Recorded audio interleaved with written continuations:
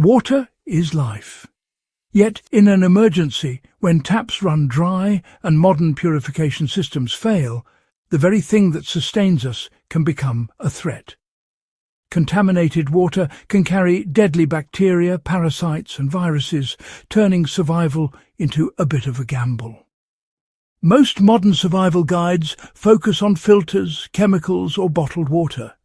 But you know, long before these tools existed, humans developed a simple, reliable and surprisingly effective method to purify water under any conditions.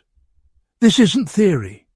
This is practical, field-tested knowledge that has kept explorers, soldiers and frontiersmen alive in the harshest environments. And today it's a skill every prepper, camper or history enthusiast needs in their toolkit. Long before municipal water treatment, our ancestors had to make every drop of water safe to drink. They couldn't rely on chlorine tablets or UV sterilizers. They relied on understanding heat, sedimentation and evaporation. Processes that could purify water using nothing more than natural resources and simple tools. One of the most effective and widely used methods was boiling, combined with solar and sediment filtration. This method was so fundamental that it was taught to soldiers in every major conflict from the Revolutionary War through World War II, yet it's rarely emphasized in modern prepping literature.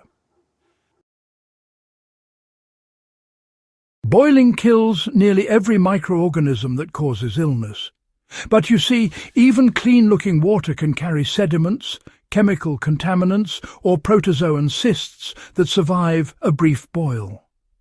Historical manuals emphasize first filtering water through layers of cloth, sand and charcoal to remove debris, then bringing it to a rolling boil for at least 1 minute, or 3 minutes at higher altitudes, before drinking.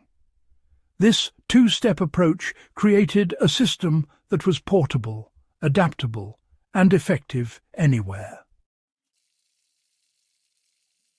The filtration step of the forgotten method is surprisingly versatile.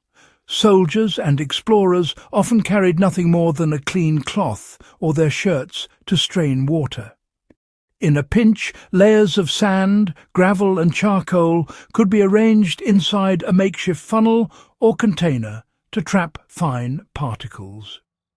This step removed physical contaminants, which not only made the water safer, but also made subsequent boiling or solar treatment more efficient. You can recreate this at home or, out in the field.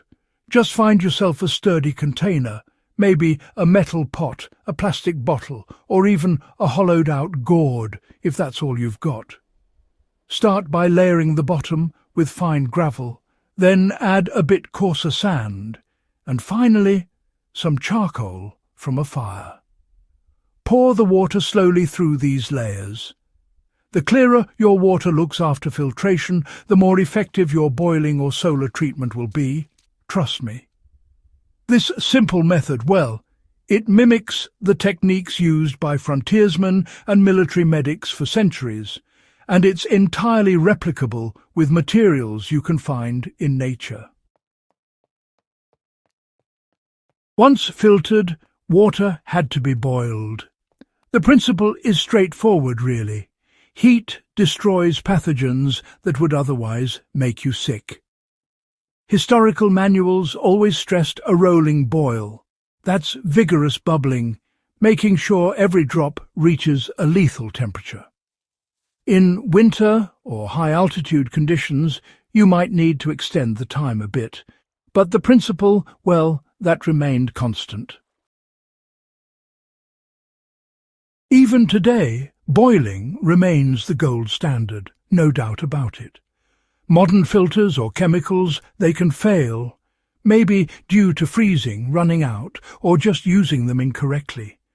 But boiling, as our ancestors knew, is almost infallible when done properly. Practical application, honestly, just needs minimal tools. a pot or kettle over a fire, a stove, or even heated stones in a container. It's the method that's been reliably saving lives for millennia. In addition to boiling, historical survivalists mastered solar disinfection, a method that doesn't require heat or fuel. They understood that sunlight, specifically ultraviolet rays, kills bacteria and viruses over time. Containers of clear water were placed in direct sun for several hours, often on reflective surfaces to maximize exposure. This method was particularly valuable in desert environments, tropical regions, and during campaigns when fuel or firewood was scarce.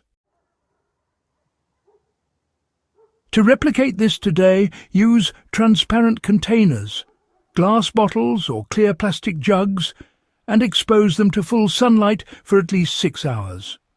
For added efficiency, lay the bottles on a reflective surface, such as aluminum foil, or slightly elevate them to allow air circulation around the container. This simple yet effective method was used historically by field medics and travellers, and it remains a reliable backup when fire or chemical treatments are unavailable. The genius of this forgotten approach is its redundancy. Water could be filtered, boiled, or treated with solar disinfection, or any combination of these methods, depending on available resources and environmental conditions. Frontiersmen, soldiers, and explorers didn't rely on a single step. They built layered systems. Even in extreme situations, frozen rivers, murky lakes, or polluted streams, this approach provided safe hydration without relying on modern chemicals or devices. For practical application, start by always filtering water first to remove visible debris. Follow with boiling when possible. When boiling isn't feasible, use solar disinfection. And in emergency scenarios, combine both. Filter, boil briefly, then expose to sunlight. This method doesn't fail because it relies on fundamental principles, not technology.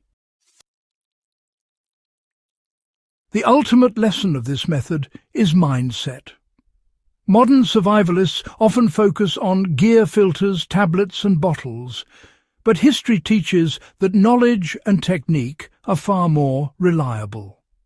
The people who survived centuries of exploration, war, and environmental hardship didn't have modern tools. They had understanding. They could make any water source safe because they knew the principles, not because they had the latest gadgets. By mastering this forgotten method, you gain independence from technology and the ability to survive in any emergency. Whether you're camping, prepping for grid-down scenarios, or exploring the backcountry, this knowledge ensures that water, the most critical resource, never becomes your weakest link. For more practical survival lessons, forgotten fieldcraft, and historical techniques that still outperform modern gadgets, subscribe to Backyard Wisdom, share this video, and keep the knowledge of our ancestors alive for the next generation of survivalists.